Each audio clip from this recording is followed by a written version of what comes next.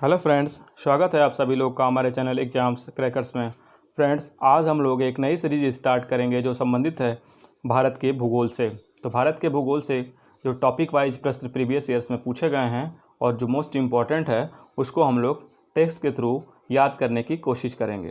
तो चलिए स्टार्ट करते हैं आज का वीडियो। और साथ ही फ्रेंड्स, अगर हमारा चैनल आपको पसंद आ रहा है तो चैनल को ज़रूर सब्सक्राइब करिए और साथ ही साथ ज़्यादा से ज़्यादा शेयर करिए ताकि और से अधिक लोग जुड़ के अपने तैयारियों को बेहतर कर सकें। और साथ ही फ्रेंड्स, पीडीएफ हर लेक्चर की आप अवेलेबल है, तो हर टेस्ट की पीडीएफ आपको हमारे टेलीग्राम चैनल @exams क्रैकर्स पे मिल जाएगी। तो ज़रूर चैनल ज्वाइन करिए और पीडीएफ डाउनलोड करके उसको रिवाइज़ करिए। चलिए देखते हैं आज का पहला प्रश्न। आज का पहला प्रश्न है, निम्नलिखित में से भारत का अक्षांशीय विस्तार क्या होगा। आपके पास ऑप्शन है 8 अंश 4 मिनट उत्तरी अक्षांश से 37 अंश 6 मिनट उत्तरी अक्षांश तक। दूसरा ऑप्शन है 8 अंश 4 मिनट दक्षिणी अक्षांश से 37 अंश 6 मिनट उत्तरी अक्षांश तक। तीसरा ऑप्शन है 6 अंश 4 मिनट उत्तरी अक्षांश से 37 अंश 6 मिनट उत्तरी अक्षांश तक। ऑप्शन डी है 6 अंश 4 मिनट दक्षिणी अक्षांश से 37 अंश 6 मिनट दक्षिणी अक्षांश तक। तो जल्दी से अपना आंसर कमेंट करके बताइए, भारत का अक्षांशीय विस्तार क्या होगा। ठीक है फ्रेंड्स, इसका लैटिट्यूडल विस्तार आपको बताना है। जो हम लोग को पता है कि भारत उत्तरी गोलार्ध में उत्तरी अक्षांश में स्थित है, तो इसका सही आंसर क्या होगा फ्रेंड। तो इसका सही आंसर होगा ऑप्शन सी। ठीक है फ्रेंड्स, तो भारत उत्तरी अक्षांश में है, उत्तरी गोलार्ध में है। विषुवत रेखा के उत्तर की तरफ को उत्तरी गोलार्ध और नीचे वाले पोर्शन को दक्षिणी गोलार्ध करते हैं। तो भारत 6 अंश 4 मिनट से 37 अंश 6 मिनट उत्तरी गोलार्ध में अवस्थित है। तो इसको ध्यान रखिएगा, अक्सर एग्जाम में पूछा गया है और पूछे जाने की संभावना भी है।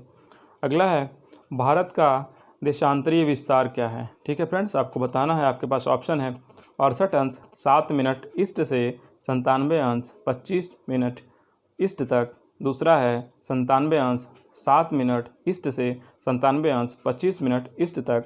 ऑप्शन सी है 68 अंश 7 मिनट ईस्ट से 98 अंश 25 मिनट ईस्ट तक। ऑप्शन डी है 57 अंश 7 मिनट ईस्ट से 97 अंश 25 मिनट ईस्ट तक। तो जल्दी से अपना आंसर कमेंट करके बताइए, इसका सही आंसर क्या होगा, भारत का देशांतरी विस्तार क्या होगा।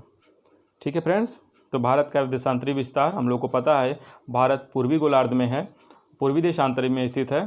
तो ग्रीनविच के और दाहिने वाला जो पोर्शन है वो पूर्वी देशांतर फ्रेंड, और ग्रीनविच जो लाइन जा रही है, जो टाइम लाइन है, उसके जो बाईं तरफ है वो है पश्चिमी देशांतर में। तो हम लोग पूर्वी देशांतर में हैं। तो आपको बताना है पूर्वी देशांतर में भी हमारा विस्तार किस अक्षांश से कहाँ तक है। तो फ्रेंड, इसका सही आंसर होगा ऑप्शन ए, 68 अंश 7 मिनट से 97 अंश 25 मिनट ईस्ट तक। ठीक है फ्रेंड्स, तो इसको ध्यान में रखिएगा, ये भी इम्पॉर्टेंट है, अक्सर एग्जाम में पूछा गया है। चलिए अगला देखते हैं, भारत आकार में विश्व का कितने नंबर का देश। आपके पास ऑप्शन है 5वां, दूसरा ऑप्शन है 6ठा, तीसरा ऑप्शन है 7वां, चौथा ऑप्शन है दूसरा सबसे बड़ा देश। तो फ्रेंड, इसका सही आंसर कमेंट करके बताइए, इसका सही आंसर क्या होगा, भारत विश्व में किस नंबर पे आता है क्षेत्रफल के मामले में। तो फ्रेंड, इसका सही आंसर होगा 7वां। ठीक है फ्रेंड्स, तो भारत का स्थान आकार की दृष्टि से 7वें नंबर पे है। इसके आगे जो 6 देश हैं वो हैं क्रमशः रूस, कनाडा, चीन, यूएसए, ब्राज़ील, ऑस्ट्रेलिया। ठीक है फ्रेंड्स, उसके बाद भारत का नंबर आता है। तो ये भी अक्सर एग्जाम में पूछा जाता है, इसको आप लोग बिल्कुल ध्यान में रखिए। भारत का क्षेत्रफल स्थलमंडल के कुल क्षेत्रफल का लगभग कितने प्रतिशत है। ठीक है फ्रेंड, तो स्थलमंडल है पृथ्वी का, और उसके क्षेत्रफल का भारत का क्षेत्रफल कितने % का है। आपके पास ऑप्शन है 2.8%, दूसरा है 2.4%, तीसरा है 3.4% और चौथा है 3.8%। जल्दी से अपना आंसर कमेंट करके बताइए, इसका सही आंसर क्या होगा। तो फ्रेंड, इसका सही आंसर होगा 2.4%। ठीक है फ्रेंड्स, तो भारत का जो क्षेत्रफल है वो पूरे विश्व के स्थलीय भाग का 2.4% है।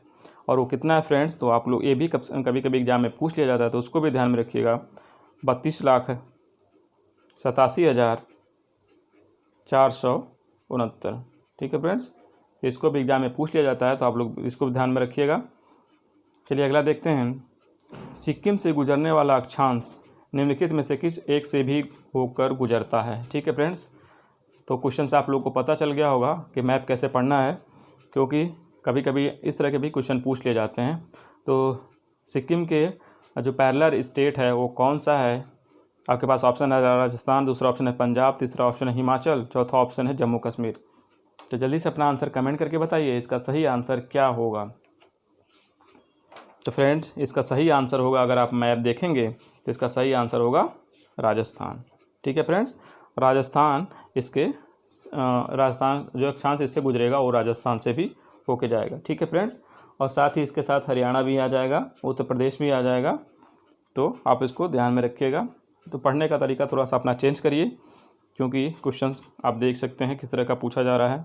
अगला है, वर्तमान में भारत में क्रमशः कितने राज्य और केंद्र शासित प्रदेश हैं? आपको बताना है वर्तमान की स्थिति में, क्योंकि भौगोलिक स्तर पे काफ़ी चेंजेज आए हैं अभी कुछ दिनों में 370 के हटने से। तो जल्दी से अपना आंसर बताइए कमेंट करके। तो फ्रेंड, इसका सही आंसर क्या होगा? ऑप्शन बी, 28 राज्य हो गए हैं, पहले 29 थे। तो जम्मू कश्मीर अब राज्य न होकर उसको 2 पार्ट में केंद्र शासित प्रदेश बना दिया गया है। तो केंद्र प्रशासित जो पहले 7 थे अब हो गए हैं 9। तो इसको भी ध्यान में रखिएगा। अगला है, कर्क रेखा निम्नलिखित में से किस राज्य से होकर नहीं गुजरती है? ठीक है फ्रेंड्स, आपको बताना है किस राज्य से नहीं होकर गुजरती है। आपके पास ऑप्शन है गुजरात, दूसरा ऑप्शन है मध्य प्रदेश, तीसरा ऑप्शन है नागालैंड, चौथा ऑप्शन है मिजोरम। तो जल्दी से अपना आंसर कमेंट करके बताइए इसका सही आंसर क्या होगा। ठीक है फ्रेंड्स, तो कर्क रेखा 8 राज्यों से होकर गुजरती है भारत के। तो उसमें से आपको बताना है कि कौन सा 3 है जिसे गुजरती है और एक किस में है जो एक नहीं गुजरती है। ठीक है फ्रेंड्स, तो इसका जो सही आंसर हो जाएगा वो हो जाएगा नागालैंड। ठीक है फ्रेंड्स, नागालैंड से होकर नहीं गुजरती है, गुजरात, मध्य प्रदेश और मिजोरम से होकर गुजरती है। तो फ्रेंड, वो 8 राज्य याद करना थोड़ा मुश्किल है, अक्सर भूल जाता है। तो एक ट्रिक है, उसको आप लोग ध्यान में रखिएगा। मित्र पर गमछा झार। ठीक है फ्रेंड्स, ये है मित्र पर गमछा। ठीक है फ्रेंड्स, एकदम देसी है, झार। ठीक है फ्रेंड्स, इतना है। इसमें आपको ट्रिक मिल जाएगा। मित्र, म से मिजोरम, मी से मिजोरम, त्र से त्रिपुरा, पर से फ्रेंड्स क्या होगा इसमें? पश्चिम बंगाल। ठीक है, आर से राजस्थान, और ग से गुजरात, म से मध्य प्रदेश, छ से छत्तीसगढ़, और झार से झारखंड। ठीक है फ्रेंड्स, तो मित्र पर गमछा झार, आप ये ट्रिक याद रखिएगा। इससे ये 8 राज्य इसमें आ जाएंगे और आपको आसानी होगी। ये एग्ज़ाम में अक्सर ये पूछ लिया जाता है, कर्क रेखा वाला इम्पॉर्टेंट भी है, तो आप लोग ध्यान में रखिएगा। अगला देखते हैं, निम्नांकित नगरों में से कौन कर्क रेखा के निकटतम दूरी पर स्थित है? ठीक है फ्रेंड्स, तो कर्क रेखा पढ़ते समय कितनी सावधानी बरतना है आप इस क्वेश्चन से समझ सकते हैं। तो आपको पास ऑप्शन है अगरतला, दूसरा ऑप्शन है जबलपुर, तीसरा ऑप्शन है उज्जैन, चौथा ऑप्शन है गांधीनगर। तो जल्दी से अपना आंसर कमेंट करके बताइए, और मैप खोल के ज़रूर चेक करिएगा फ्रेंड्स। जियोग्राफी मैप बेस्ड होता है मैक्सिमम, तो आप लोग इसको ज़रूर ध्यान रखिएगा। तो इसका सही आंसर होगा गांधीनगर। मैप में देखेंगे आप तो कर्क रेखा के सबसे नज़दीक गांधीनगर है। अगला है, कौन सा महत्वपूर्ण अक्षांश भारत को लगभग 2 बराबर भागों में विभाजित करता है? ठीक है फ्रेंड्स, ये नहीं रहेगा, विभाजित करता है। आपके पास ऑप्शन है 23.5 अंश दक्षिणी, और दूसरा है 33.5 अंश उत्तर, और तीसरा है 0 अंश, चौथा है 23.5 अंश उत्तर। ठीक है, तो जल्दी से अपना आंसर कमेंट करके बताइए इसका सही आंसर क्या होगा। फ्रेंड, इसका सही आंसर होगा ऑप्शन डी। ठीक है फ्रेंड्स, तो जो कर्क रेखा है फ्रेंड्स, ये कर्क रेखा है, हम लोग को पता है, और उसका अक्षांश क्या है? 23.5 डिग्री उत्तर। तो आप लोग इसको ध्यान में रखिएगा, ये भी पूछ लिया जाता है एग्जाम में।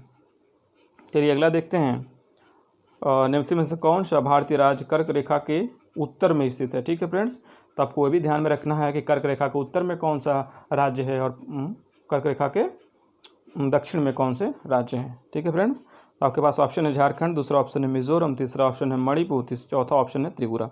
तो जल्दी से अपना आंसर कमेंट करके बताइए इसका सही आंसर क्या होगा। कर्क रेखा के उत्तर में कौन सा राज्य स्थित है?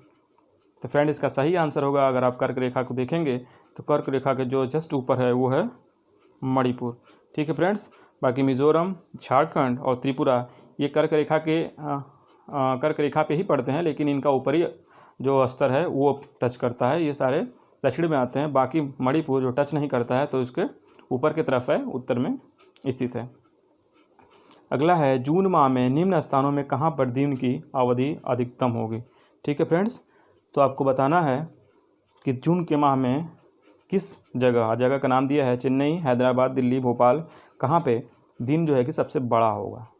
ठीक है फ्रेंड, तो जून माह में आपको पता है सूर्य अपने उत्तरायण के मैक्सिमम अवस्था में होता है। ठीक है फ्रेंड्स, तो वहाँ पे हम कर्क रेखा से जितनी दूर जाएंगे उतने ही दिन की अवधि बढ़ेगी।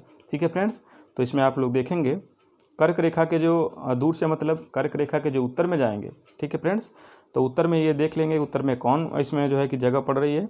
तो उत्तर में जो है फ्रेंड वो है दिल्ली। बाकी हैदराबाद, चेन्नई और भोपाल कर्क रेखा के दक्षिण में है, तो वहाँ पे अपेक्षाकृत दिन की अवधि छोटी होगी, और जो कर्क रेखा के उत्तर में दिन की अवधि बड़ी होगी जून के महीने में। तो आप लोग इसको ध्यान में रखिएगा, ये भी पूछा गया है एग्जाम में और इम्पॉर्टेंट है, तो आपको जगह बदल के क्वेश्चन दे सकता है। अगला है कर्क रेखा भारत के मध्य से होकर गुजरती है, जिसके फलस्वरूप, ठीक है, आपके पास ऑप्शन है देश के दक्षिणी आधे भाग में उष्णकटिबंधीय जलवायु पाई जाती है, दूसरा है देश के उत्तरी आधे भाग में समशीतोष्ण जलवायु पाई जाती है, तीसरा है देश के दक्षिणी आधे भाग में समशीतोष्ण जलवायु पाई जाती है, और चौथा है देश के उत्तरी आधे भाग में उष्णकटिबंधीय जलवायु पाई जाती है। जल्दी से अपना आंसर कमेंट करके बताइए, इसका सही आंसर क्या होगा। कर्क रेखा की वजह से भारत जो मध्य रेखा से गुजरती है, तो भारत के जो भौगोलिक मानसून है, भौगोलिक जलवायु है, उस पर क्या असर पड़ता है। तो फ्रेंड इसका सही आंसर होगा भारत का जो दक्षिणी भाग आता है कर्क रेखा के नीचे की तरफ, उसमें जो है कि उष्णकटिबंधीय जलवायु पाई जाती है। अगला है निम्नलिखित में से कौन सा शहर भूमध्य रेखा के नज़दीक।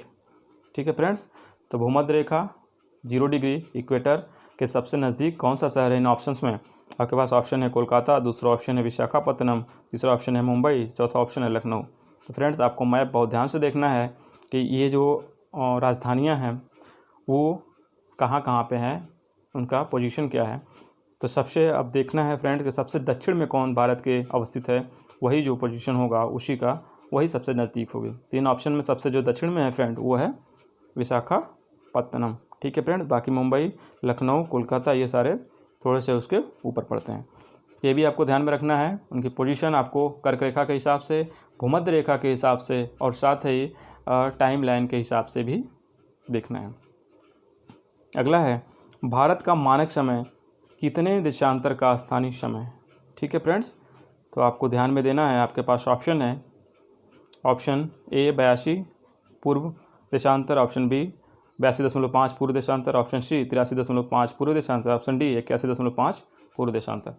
जल्दी से अपना आंसर कमेंट करके बताइए, इसका सही आंसर क्या होगा।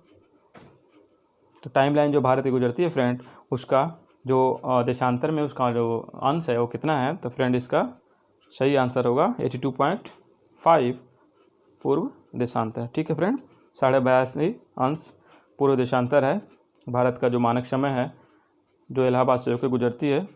तो आपको इसको ध्यान में रखना है और इसका मान पूछ लिया जाता है अक्सर एग्जाम में।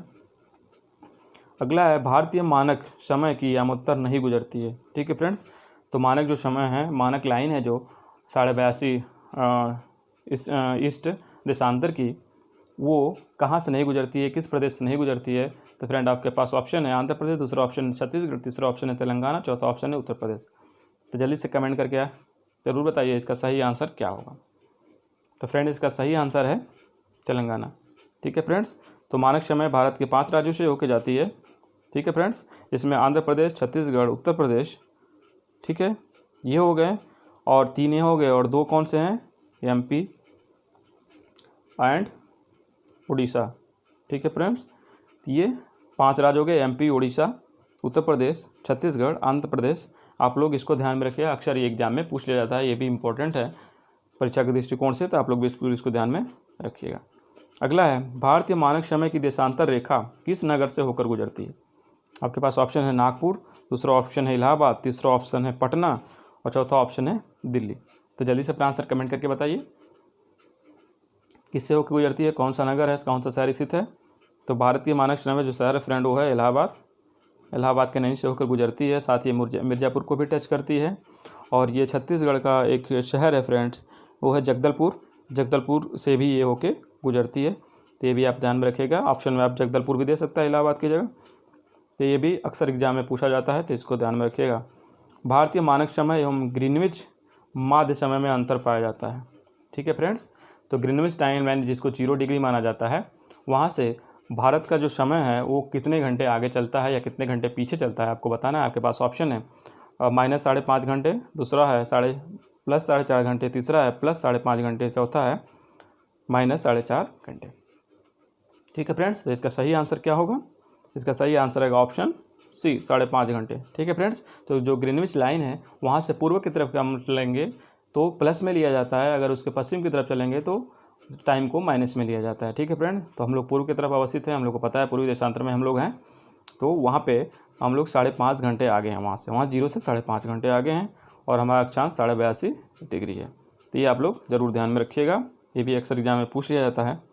अगला है गुजरात के सबसे पश्चिमी गाँव और अरुणाचल प्रदेश के सबसे पूर्वी छोर पर स्थित गाँव के समय में कितने घंटे का अंतराल होगा। ठीक है फ्रेंड्स, तो संक्षेप में कहा जाए तो भारत के अगर पश्चिम छोर और पूर्वी छोर के उनके जो छोर वाला पॉइंट है उसको ले लिया जाए तो उनके दोनों के बीच समय का अंतराल कितना होगा अक्षांश के हिसाब से। तो फ्रेंड इसका सही आंसर होगा 2 घंटा। ठीक है फ्रेंड्स, तो भारत के अगर पूर्वी से और पश्चिमी के बीच में देखा जाए तो जो देशांतर का अंतर आ जाता है वो 2 घंटे देशांतर का अंतर आ जाता है फ्रेंड। ठीक है, तो कभी कभी भारत में भी मांग उठती है कि भारत की कम से कम 2 टाइम लाइन होना चाहिए, इतना डिफरेंस नहीं होना चाहिए। जैसा कि कई देशों में है, कई टाइमलाइन है, लेकिन भारत में एक ही है, तो कोई दिक्कत नहीं। हम लोग को बस ये जानना है कि 2 घंटे का डिफरेंस है अगर हम अरुणाचल प्रदेश और गुजरात को लेके चलेंगे तो। अगला है भारतीय मानक समय ग्रीनविच माध्य से 5.5 घंटे आगे है। ठीक है फ्रेंड्स, ईरानी मानक समय भारत के मानक समय से 2 घंटा पीछे है। ठीक है फ्रेंड्स, तो इसका मतलब वो 3.5 घंटे आगे है भारत से, अगर 5.5 घंटे पीछे है। तो कौन सा देशांतर ईरानी समय का निर्धारण करता है? आपके पास ऑप्शन है 52 डिग्री, दूसरा ऑप्शन है 42 डिग्री, तीसरा ऑप्शन है 102.30 और चौथा है 112.30 अंश डिग्री। ठीक है फ्रेंड्स, ये सारे ईस्ट में है क्योंकि हम लोग पूर्वी देशांतर में हैं तो सारे ईस्ट में हैं, तो आपको इसको बताना है फ्रेंड। तो फ्रेंड हम लोग जानते हैं कि एक अगर अंश हम चलते हैं तो टाइम हमारा बढ़ता है 4 मिनट। ठीक है फ्रेंड्स, ये याद रखिएगा आप लोग, एक अंश में 1 डिग्री अगर हम आगे चलते हैं या पीछे चलते हैं तो 4 मिनट का डिफरेंस आता है। तो उसी हिसाब से फ्रेंड अगर 2 घंटा पीछे चले हैं हम तो 2 घंटे में मिनट्स निकाल लेते हैं, तो 2 घंटे में 120 मिनट होगा और उससे अगर हम 4 से डिवाइड कर देते हैं तो आएगा 30। ठीक है फ्रेंड्स, तो 30 आगे नहीं जाना है हमको, 30 पीछे जाना है। तो भारत का जो देशांतर मान है वो है 82.5। 82.5 में फ्रेंड अगर हम घटा देते हैं 30 को, ठीक है फ्रेंड्स, 82.5 में से अगर हम 30 को घटा देते हैं तो आपका बचेगा 52.30। ठीक है फ्रेंड्स, तो ये आप लोग ध्यान में रखिएगा, ये इस तरह से इसको निकाल लेंगे, ऑप्शन आ जाएगा ए सही। अगला है भारत के उत्तरी छोर और दक्षिण छोर के बीच की दूरी अनुमानित है। ठीक है फ्रेंड्स, आपके पास ऑप्शन है 3400, दूसरा ऑप्शन है 3700, ऑप्शन सी है 3200, ऑप्शन डी है 4200। तो जल्दी से अपना आंसर कमेंट करके बताइए इसका सही आंसर क्या होगा। ठीक है फ्रेंड्स, भारत के उत्तर से और दक्षिण छोर के बीच की दूरी कितनी है? तो इसका सही आंसर होगा 3200 किलोमीटर। ये लगभग है फ्रेंड और एग्जैक्ट है 3214 किलोमीटर। ठीक है फ्रेंड्स, और अगर हम पूर्व से पश्चिम जाएं, ठीक है, तो ये दूरी हो जाती है फ्रेंड 2933 किलोमीटर। ये आपको ध्यान में रखना है, 2933 किलोमीटर और 3214 किलोमीटर, ये भी अक्सर एग्जाम में पूछ लिया जाता है, तो इसको भी आप लोग याद रखिएगा। फ्रेंड आज का वीडियो आपको कैसा लगा कमेंट करके ज़रूर बताइए, साथ ही हमारे चैनल को सब्सक्राइब करिए, शेयर करिए, ताकि और लोग जुड़ के अपने तैयारियों को बेहतर कर सकें। और साथ ही PDF के लिए फ्रेंड हमारे टेलीग्राम चैनल को ज़रूर ज्वाइन करिए।